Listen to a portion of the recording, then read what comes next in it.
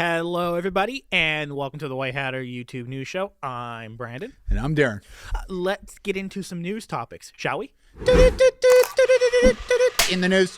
First news topic is Apple is finally taking extra steps to help stop AirTag stalking. Yeah, this has become, we've talked about this many times over many shows, right? And it's becoming more, like I just read another article this weekend, actually, where a police department has said that the number of cases that they're investigating where an AirTag has been used to target another person for the purpose of stalking has increased. Yeah, in reports from Apple, Apple has claimed that they are working closely with any law enforcement requests in regards to inappropriate AirTag usage. In addition, they've claimed that AirTag misuse is rare. Well, Yeah, sure they have. Of course they'll say that. Of course. It's an issue. Outside of working with law enforcement, Apple's planning some new update features where they will be able to precise locate. So if you have an iPhone 11, 12, or 13, precise location will enable you to get even more detailed triangulation. So it's like, yes, and it will integrate with your camera, so you can get like an AR display of where you can find an AirTag if it's hidden on your car or person or house. well, that's kind of cool. Yeah, kind of cool. Reminds me of Pokemon Go. Yeah, Pokemon Go for AirTags. They will also they're also making the a pop-up feature. So right now AirTags have speakers on them. Yeah. They're also working on the algorithm to make the speakers louder. Plus they're giving pop-ups on phones, where we talked about in the last show, where there are some third-party resellers who are modifying the speakers on the tag so they don't ding and let people know you're being tracked. So there'll be a more predominant pop-up features on devices. This could be interesting because with the increasing popularity of AirTags for people just having them so that if they lose stuff, they can find it. No matter where you go, you're getting pop-ups coming all over the place on your phone. So that could be somewhat annoying, maybe. Yeah, I wonder how they're going to balance that. Yeah, I know. But again, kind of interesting. Right? I mean, a good example, creating something without maybe thinking ahead, never understanding what the problems could be. But having said that, Apple, I think, is actually doing some good due diligence, trying to find ways to help minimize the risk of these things being used inappropriately. It's like any technology. It can be used for good or bad. You use the analogy of a hammer, right? In our discussions, a hammer can be used as a weapon or it can be used to build really cool things. Well, all technology is like that. But that's kind of cool to see that Apple is still moving ahead, trying to figure out, how can we best find a balance, right? Yes. That's a good idea. Oh. TikTok announces new guidelines to protect LGBTQ plus users. We got TikTok. We do. Little cringy. Yeah, it's mostly cuts and clips from the show we do. So what's this about? So TikTok's updating its policy. So they've announced that they're adding new community guidelines in regards to banning misgendering, dead naming, misogyny, as well as content promoting conversion therapy, and hateful ideologies are prohibited. TikTok, a lot of people give it a lot of grief, right? I can honestly say of all the major social media platforms out there, TikTok has some of the best parental filtering controls on there, right? It does. Like it really does. However, what makes, you explain this really well, what makes TikTok different in its delivery of content compared to, say, Instagram or Snapchat? Like, what's the difference? Generally, you get push content really fast from people who you have not explicitly approved for you to see their content. So just because the nature of it is there's so much content in short form formats that if you are somebody who likes Lego, you're going to get pushed Lego, and you're going to get into your filter and you're going to be pushed content without your consent. And that can be problematic, right? Like if somebody, because you have to be 13 to join TikTok, like much of the others. But but yet we know a ton of young people who are under the age of 13 who got a TikTok without parents even knowing, sometimes with parents knowing.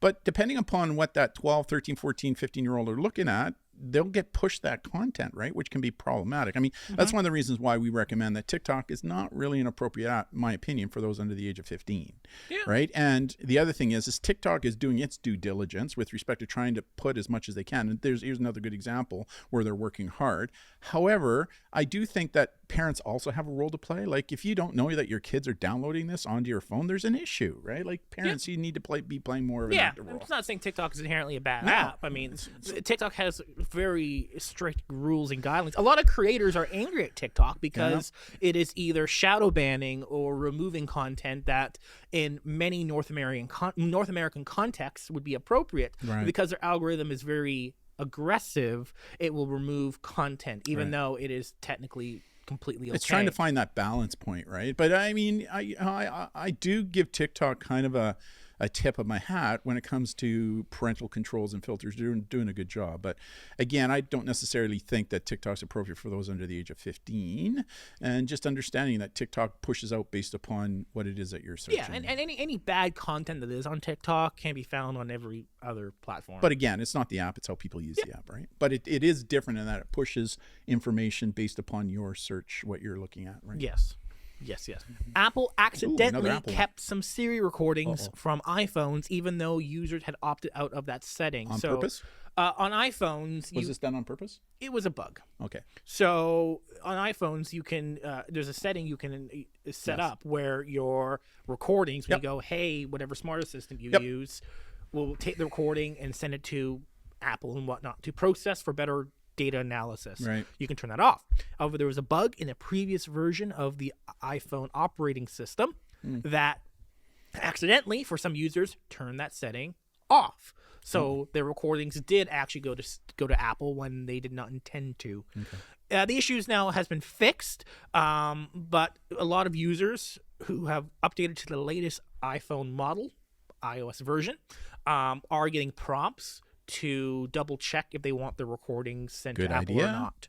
So good idea. If you get that pop up, that's why there was a bug. Doesn't mean that you were affected. It just means that people were affected, and that's a mistake, and that's a bug. And once identified, Apple did what they can to fix it. I give a tip to my white hat to Apple as a internet or as a provider, because when things are identified, they do their best to try and minimize risk. They're still a big company. We got to be careful, right? Because they're still probably collecting some information and using it. But I mean, they are doing what they do to try and protect our privacy as best as they can. Right? Yes. So interesting one. This malware gang plants incriminating evidence on PCs to get victims arrested. This doesn't surprise me. Right? Like, this has been going on for years. I mean, you've seen it in TV shows and movies, but guess what? It actually happens in real life. Here's a great investigative report. And now this is a situation happening in India. But again, this stuff happens worldwide. Yeah, and it shouldn't surprise us. I mean, we've spoken about in the past where there are now messaging app emulators where if I want to make another young person or even an adult look bad, I can send messages that looks like it's coming from them when in fact it was coming to me. And so therefore it is so important that before schools or the police point a finger at somebody because they're providing you the digital evidence, you got to make sure that digital evidence is legit. Yeah, screenshot evidence is very flimsy. It used to be really good because editing software was very hard to come by, required a lot of skill and talent. Now editing software is a couple button presses. Yeah. So, and these groups understand that law enforcement look at technology, so why not leverage it? These criminal groups leveraging it to their advantage, where they'll say, "Hey, listen, you want to target Brandon? You pay me $10,000 and I will back in the internet and social media that does all kind of things that make it look like it's him responsible and point all the digital fingers to him." Right? But on this, it's this is why having anti-malware and virus protection on your systems are important. Yeah. Because you don't want to get a virus. Good point. That will then drop. That's a good point. Yeah. Every so often you come up with good points. Thank you.